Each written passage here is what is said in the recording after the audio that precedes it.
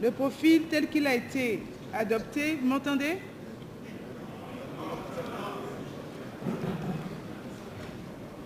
Alors, le profil du Premier ministre est le suivant tel qu'il a été adopté. Une personnalité compétente de haut niveau, connue pour son intégrité.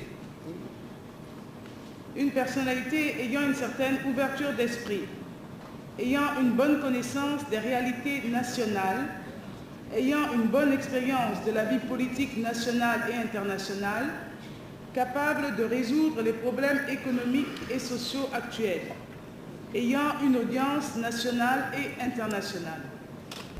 Une femme au présidium, il faut noter d'abord qu'il y a une femme sur 13 et nous trouvons ça très insuffisant. Vous auriez aimé avoir combien de femmes dans ce présidium? Dans ce présidium, nous avions lutté pour avoir un minimum de 2. D'ailleurs, la seule, elle a failli échouer pratiquement parce qu'avant d'arriver à la conférence, nous sommes déjà concertés pour dire que nous devons tout faire pour qu'il y ait des femmes au présidium. Parce qu'il n'est pas normal que représentant plus de 51% de la population, nous soyons toujours absentes. Il est temps maintenant que les femmes prennent leur place dans les affaires publiques. 15 femmes pour une conférence qui compte 493 délégués, c'est peu, c'est vrai. Mais est-ce que vous pensez que vous êtes déjà écoutés, même malgré le nombre très réduit que vous êtes au sein de cette conférence nationale? Est-ce que vos idées passent?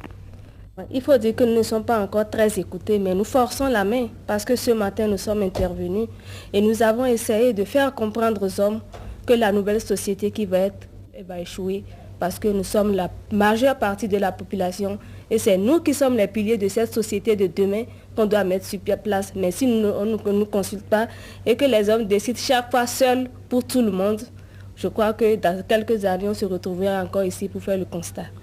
Nous ne sommes pas nombreuses. Nous ne sommes que 15 sur 480 délégués. Sur 493 délégués. Sur 493 délégués, nous ne sommes que 15 femmes déléguées.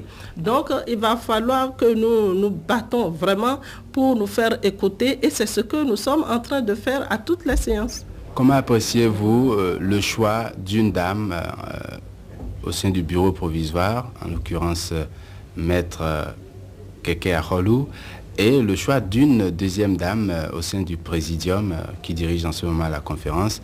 Il s'agit de Maître d'Almeida. Est-ce que vous pensez que la porte est déjà ouverte ou elle est ainsi ouverte aux femmes? C'est déjà un pas. Parce que nous sommes conscientes que ces femmes, bien qu'elles soient d'une formation juridique, souffrent les mêmes problèmes que nous, les femmes commerçantes.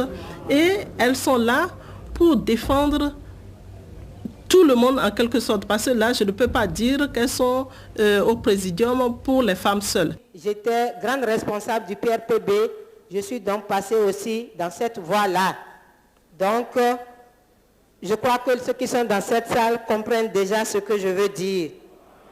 Monsieur Nicéphore Soglo, il a eu à parler de la corruption dans notre pays. Certes, la corruption, ça existe. Il y a des corrompus. Il y a aussi des corrupteurs. En tant que femme communicatrice, effectivement, nous sommes venus défendre le fait qu'il faut écouter les femmes, qu'il faut les laisser s'exprimer. Et c'est ce que nous avons défendu longtemps ce matin. Et nous sommes satisfaits parce que le message est passé. On a vu qu'il était temps, effectivement, que les femmes aient la parole, qu'elles s'expriment. Et vous avez le sentiment qu'au Bénin, les femmes n'ont pas suffisamment la parole? Non, les femmes n'ont pas la parole en public.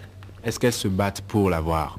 Si elles se battent pour l'avoir, parce qu'il ne faut pas oublier que nous sommes dans une société, malgré notre évolution, une société qui essaie d'évoluer, mais sur le plan mentalité, coutume, c'est une société très conservatrice. Il nous faudra encore beaucoup de temps pour lutter, pour avoir ce que nous voulons. Mais si nous ne commençons pas aujourd'hui, demain, nous n'allons pas évoluer d'un iota.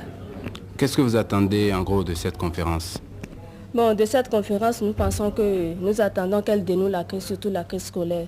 Parce qu'il faut dire que ça, comme tout le monde commence pas à en avoir ras-le-bol de voir les enfants à la maison, de voir les enfants dans la rue. Il faut que si déjà, après cette conférence, les enfants peuvent reprendre le chemin de l'école, nous, en tant que mères, nous serons déjà à moitié satisfaites. Je pense que le résultat de cette conférence doit nous amener à ce que les portes des écoles s'ouvrent de nouveau et que les fonctionnaires retournent au bureau afin que la vie socio et politique, économique de notre pays reprenne. Parce que jusque-là, vraiment, nous avons l'impression que le pays est complètement dans l'obscurité. On ne sait plus si on vit et si vraiment nous sommes à la dérive. Donc, je crois que cette conférence va nous sauver et que nous allons en sortir tous satisfaits.